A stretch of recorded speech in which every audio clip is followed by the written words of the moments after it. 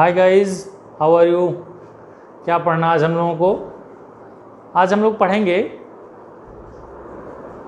Chemical bonding में एक topic है which is known as the resonance. Class 11th chemical bonding में topic है रेजोनेंस, उसके बारे में पढ़ेंगे और इसके बाद कुछ और टॉपिक पढ़ेंगे नया। तो रेजोनेंस का मतलब क्या होता है? अगर हम रेजोनेंस का डेफिनेशन कहें तो ये रेजोनेंस जो होता है वो लेविस स्ट्रक्चर पे डिपेंड करता है। हम ये कह सकते हैं कि अगर किसी भी मॉलिक्यूल का केवल और केवल एक ही लेविस स्ट्रक्चर पॉसिबल है तो उसमें रेजोनेंस नहीं दिखता है या नहीं शो हो पाता है। तो हम कह सकते हैं कि जब किसी मॉलिक्यूल के दो या दो से अधिक स्ट्रक्चर पॉसिबल हों तो उसका जो रेजोनेंस स्ट्रक्चर या रेजोनेंस हाइब्रिड स्ट्रक्चर होता है वह उन सभी पॉसिबल स्ट्रक्चर के बीच का एक इमेजिनरी स्ट्रक्चर होता है। तो हम ये कह सकते हैं कि resonance is the property which indicates that the actual shape या actual shape of the molecule should be in between all the possible structures. यानी कि जैसे हमने अगर एग्जांपल ले लिया, सपोज के लिए हमने ले लिया O3 which is known as the ozone. Ozone का अगर हम स्ट्रक्चर बनाएं बेटा तो O एंड O, अगर हम इस O को सेंट्रल मेटल एटम मान लें तो हमने देखा कि डबल बॉन्ड यहाँ होगा और सिंगल बॉन्ड यहाँ होगा and we can see that is 2 to 4 to 6 और इसके पास 2 to 4 और यहाँ 1 लोन पेयर ऑफ इलेक्ट्रॉन। ये ध्यान रखेंगे, it is the structure of the ozone. इस स्ट्रक्चर को हम ऐसे भी तो शो कर सकते हैं O एंड O।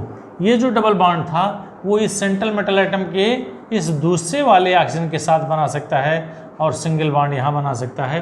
फिर देखेंगे इसके पास लोन पेयर ऑफ इलेक्ट्रॉन की संख्या हो गई 6, इसके पास 4 हो गई और इट हैज़ ओनली 1। ओके, तो इस तरह से हमने कहा कि इसके दो स्ट्रक्चर संभव हैं। तो ये दोनों ही स्ट्रक्चर ध्यान देंगे एक दूसरे के canonical means these structures, structure number 1 and structure number 2, ये ध्यान रखेंगे। इसके दो स्ट्रक्चर पॉसिबल स्ट्रक्चर हैं। The ozone structure is this much and this means this and this, they both are the structures of the ozone. अब इन दोनों को ही हम कैनोनिकल स्ट्रक्चर या रेजोनेटिंग स्ट्रक्चर कहेंगे। क्या कह सकते हैं?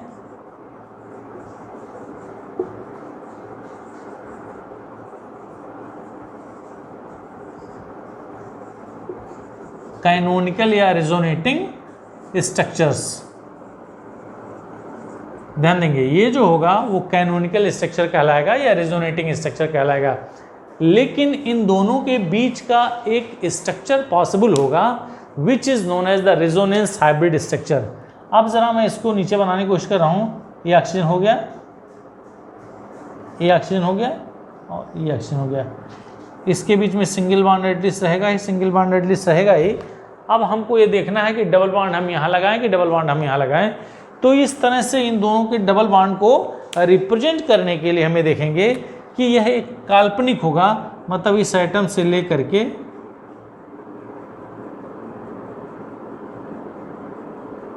ध्यान देंगे इसके और इसके बीच में जो होगा this is known as the central metal atom. ये पहला ऑक्सीजन और ये दूसरा ऑक्सीजन सेंट्रल मेटल एटम के साथ। तो हमें कह सकते हैं कि it is known as the resonance hybrid structure. ये क्या होगा?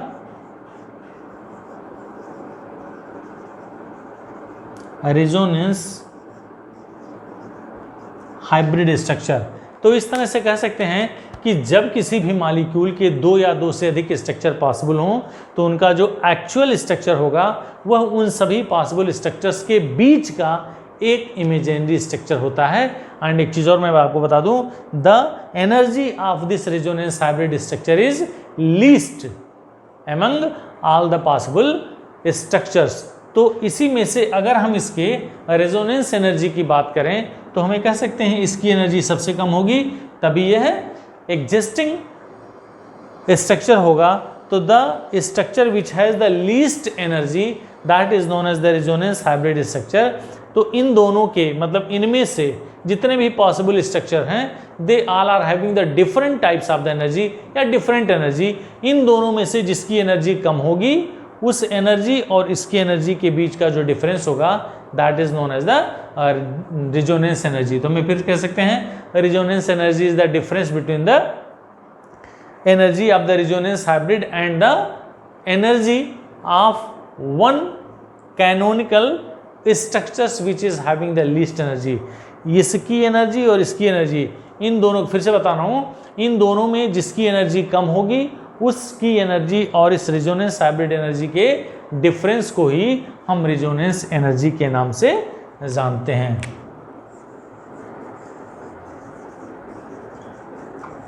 रिजोनेंस एनर्जी मैंने क्या बताया, it is the difference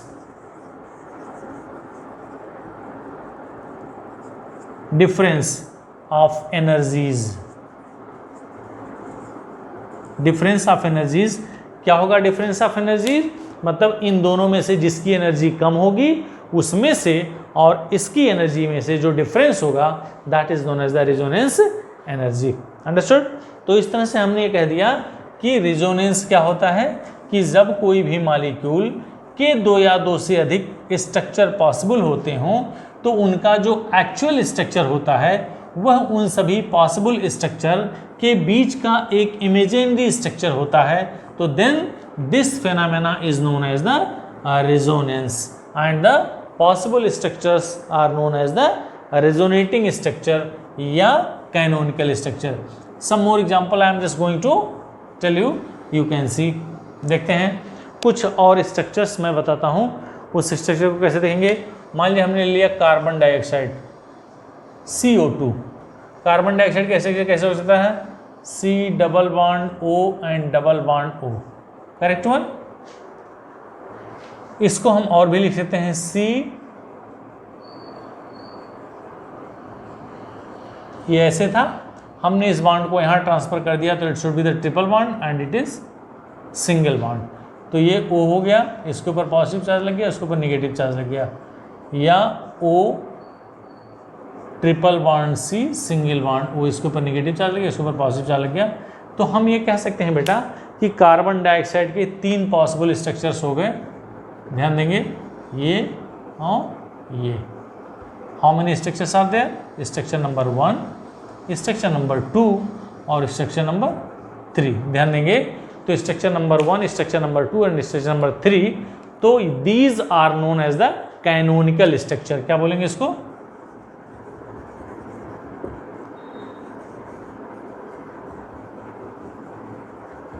canonical structures. और इसके अलावा भी बहुत सारे एग्जांपल्स हैं। मान लीजिए हम कार्बोनेट आयन की बात करें, कार्बोनेट आयन में क्या होगा? C double bond O single bond O single bond O। फिर हो सकता है C के साथ ये जो डबल बॉन्ड का पोजीशन था हमने यहाँ दिखा दिया, इस कार्बन के इस ऑक्सीजन के साथ तो यहाँ हो गया, और ये सिंगल बॉन्ड O और single bond O, it should be negative charge, it should be negative charge.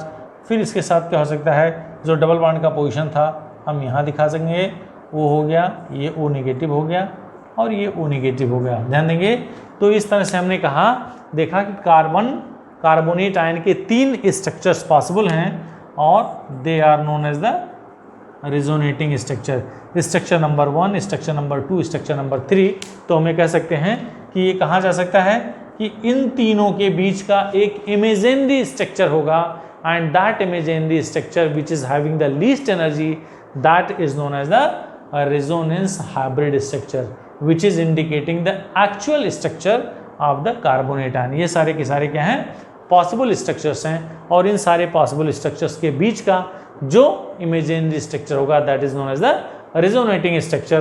तो दिस फेनामेना या this characteristics of the compound या molecule is known as the resonance. इसके अलावा एक और एग्जांपल मैं आपको बता देना चाहूँगा जो आप पढ़ेंगे ऑर्गेनिक केमिस्ट्री में, that is very important, which is known as the benzene 1। उसमें आप देखेंगे कैसे इसका स्ट्रक्चर चेंज होता है। बहुत सारे मॉलिक्यूल्स हैं जो रेजोनेटिंग स्ट्रक्चर शो करते हैं, मतलब जिनका भी स्ट्रक्चर एक से ज़्यादा पॉसिबल हो, they are showing the resonating structure. अब हम देखते हैं मॉलिक्यूल हो गया मान लीजिए C6H6, इसको बेंजीन कहते हैं। अगर हम इसका स्ट्रक्चर बनाए बेटा तो how many carbon atoms are there, 6 carbon atoms are there, ये हो गया। और हमको पता है कि कार्बन की वैलेंसी 4 होती है और हर कार्बन के साथ एक H लगा हुआ है, इसीलिए इसका जो फार्मूला है वो C6H6, लेकिन कार्बन की वैलेंसी हो गई 4, तो इस कार्बन की वैलेंसी को सेटिस्फाई करने के लिए हम अल्टरनेटिवली क्या लगा दिए, डबल बॉन्ड लगा दिए, और हम लिख दिए इट इज़ अंडरस्टूड कि जो इसका स्ट्रक्चर होगा वो यहाँ लगा दिया, यहाँ लगा दिया, यहाँ लगा दिया। अब ज़रा गौर से देखेंगे, ये तो तरीका हो गया। अब हमने आपको बताया कि कैसे ये कैनोनिकल स्ट्रक्चर दिखाएंगे।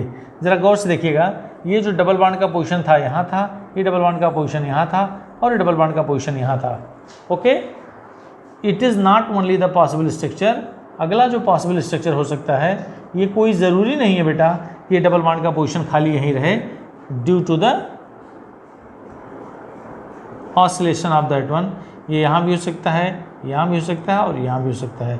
तो इस तरह से हमने कहा, और इस तरह से these two structures, structure number 1 and structure number 2, they both are known as क्या, द कैनोनिकल स्ट्रक्चर। और इसका जो रेजोनेंस स्ट्रक्चर होगा वो क्या होगा, ज़रा ध्यान से देखेंगे, ये इंडिकेट कर रहा है ऐसे, इसमें ये बता रहा है कि जो डबल बॉन्ड का पोजीशन होगा that should be anywhere in between this one,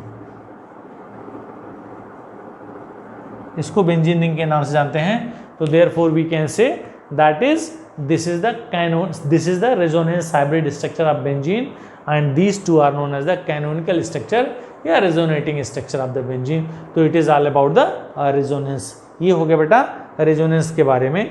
तो हमने आपको आज बताया कि व्हाट इज द रेजोनेंस। अब इस रेजोनेंस के बारे में हम लोग चूंकि बात कर रहे थे कोवैलेंट बॉन्ड की, तो कोवैलेंट बॉन्ड में आज हम एक नया टॉपिक पढ़ेंगे।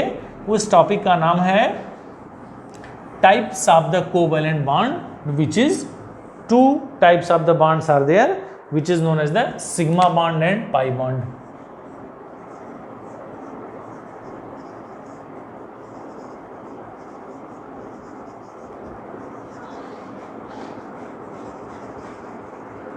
Types of the covalent bond, और ये types of the covalent bond क्या हो सकता है,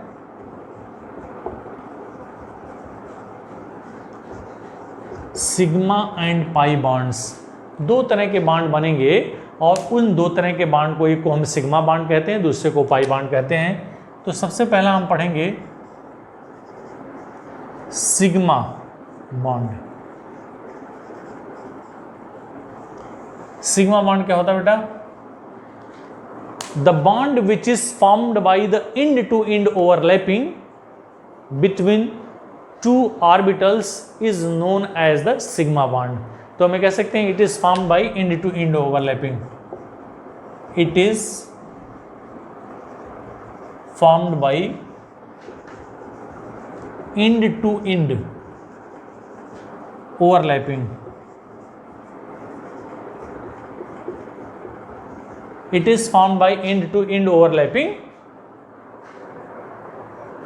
orbitals, overlapping of orbitals, end to end overlapping of orbitals। तो अब जरा देखेंगे कैसे end to end overlapping होगी।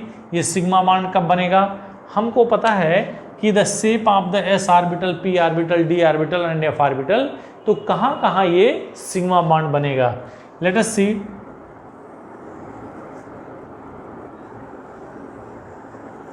This is the shape of the s orbital. ध्यान देंगे s ऑर्बिटल का शेप जो होता है बेटा वो क्या होता है, इन दोनों के बीच में ओवरलैपिंग हो रही है, तो इन दोनों के बीच में जो ओवरलैपिंग हो रही है, तो ओवरलैपिंग के कारण जो बॉन्ड बनेगा that is known as sigma bond, end to end overlapping.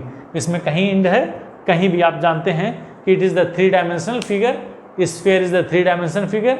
तो स्फीयर के किसी भी पार्ट की अगर ओवरलैपिंग हो रही है तो that is known as the sigma bond. फिर क्या हो सकता है, मान लीजिए ये s ऑर्बिटल है और हमको पता है it is the p orbital. अब मैं आपको ज़रा p ऑर्बिटल की स्थिति बताऊंगा कि p ऑर्बिटल में क्या होता है। p ऑर्बिटल का जो शेप होता है बेटा डंबल के आकार का होता है, चल देखते हैं कैसे बनेगा।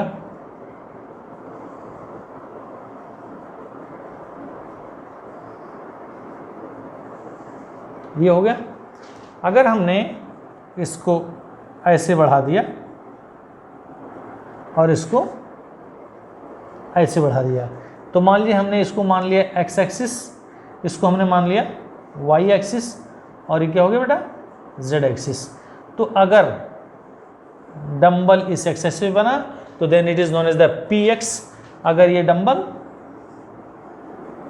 वाई एक्सिस पे बना तो then it is known as the P Y, और ये डंबल अगर जेड एक्सिस पे बना तो it is known as the P Z. तो ये P X P Y P Z ये कुछ भी हो सकता है, पी एक्स हो सकता है, पी वाई हो सकता है, पी जेड हो सकता है। तो हमने देखा कि इस एस और यहाँ किसकी किसकी ओवरलैपिंग हो रही थी, एस और एस की। यहाँ किसकी हो रही है, एस और पी की हो रही है।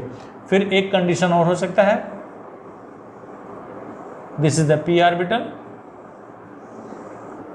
और this is the P orbital, और इन दोनों के बीच में जो ओवरलैपिंग हो रही है this is also called the sigma bond and this is also called the sigma bond.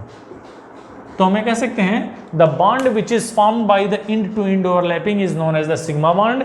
It is possible into S and S orbitals, it is possible into S and P orbitals, it is possible into P and P orbitals. किसमें होगा, P and P orbitals. तो इस तरह से S S के बीच में, S P के बीच में और पी पी के बीच में जब इंड टू इंड ओवरलैपिंग होती है तो then it is said to be the end to end overlapping which is known as the sigma bond.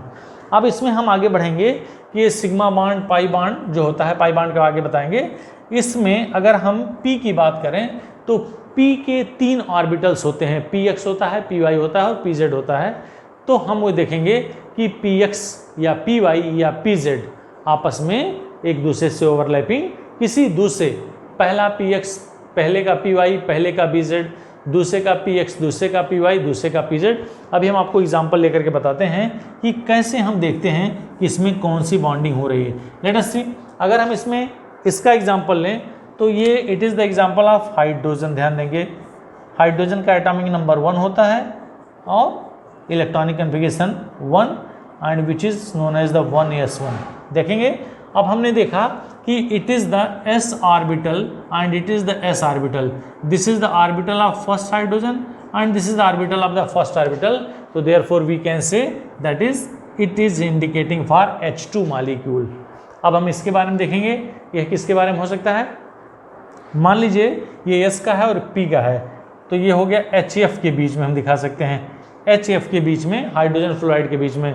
Hydrogen का एटॉमिक नंबर 1s1 हो गया और फ्लोरीन का जो एटॉमिक नंबर होता है 9, 2 and 7, 1s2, 2s2, 2p5। ठीक है ना। तो हमने देखा कि 1s2, 2s2, 2p5 इस p का जो कन्फिग्रेशन होगा, this p has how many electrons, 5 electrons in its outermost shell, 1 2 3 4 5। इसके पास यह लास्ट वाला जो ऑर्बिटल है वह फुलफिल नहीं है, तो that will participate into the bond formation, मतलब यही ओवरलैपिंग में पार्टिसिपेट करेगा। तो एस और पी के बीच में जो ओवरलैपिंग हो रही है वह हाइड्रोजन फ्लोराइड का एग्जांपल हो सकता है। अगला एग्जांपल क्या हो सकता है, पी और पी में मान लीजिए हमने ये Cl ले लिया और ये सिंगल बॉन्ड Cl या Br कुछ भी ले सकते हैं। Cl का atomic number 17 and the outermost shell has 7 electron in its outermost shell. तो 7 यहाँ हो गया, 7 यहाँ हो गया। 7 वाले में क्या होगा बेटा, 1s2, 2s2 यहाँ लिख दें। क्लोरीन का atomic number 17, electronic configuration 2 8 and 7। फिर लिखेंगे 1s2, 2s2, 2p6, 3s2, 3p5।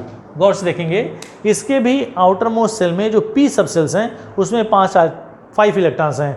तो 1 2 3 4 5 लाइक दिस फ्लोरीन, इसमें भी वही होगा। तो इसके लास्ट ऑर्बिटल में 1 इलेक्ट्रॉन है और यही इस बॉन्डिंग में पार्टिसिपेट करेगा।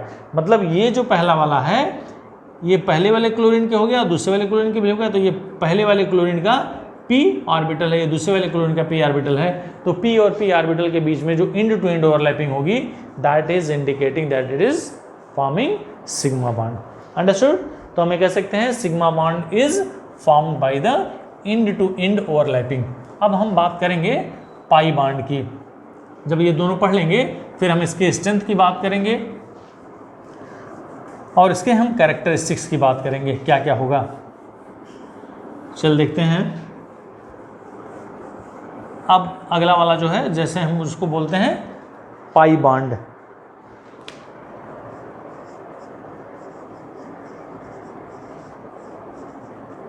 पाई बॉन्ड क्या होता है? इट इज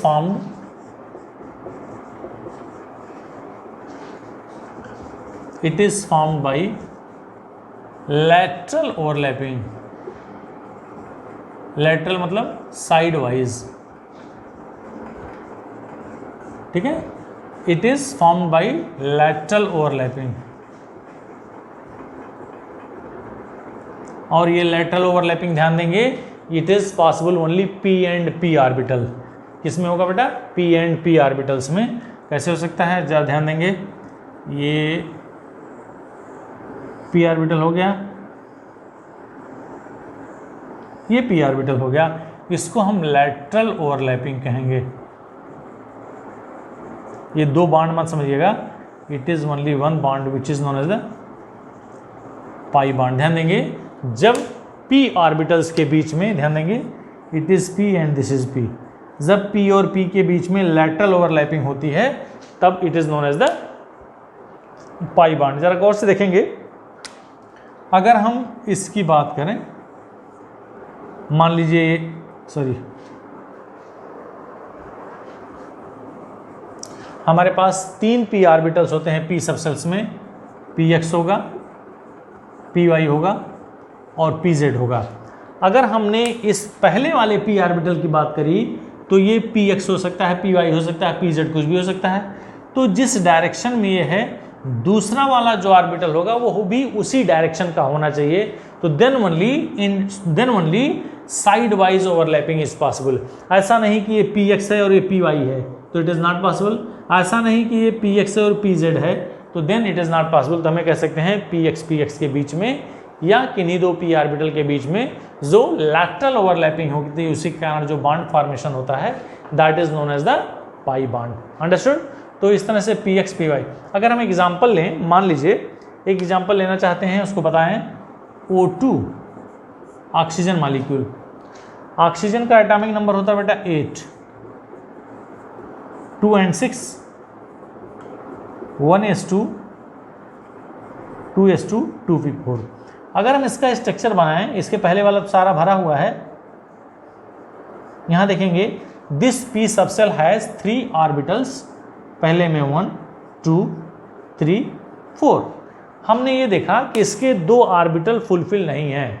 तो 2 ऑर्बिटल फुलफिल नहीं हैं, तो जब 2 ऑर्बिटल फुलफिल नहीं होंगे तो इस O2 का अगर हम स्ट्रक्चर बनाएं तो O2 के स्ट्रक्चर में O डबल बॉन्ड O।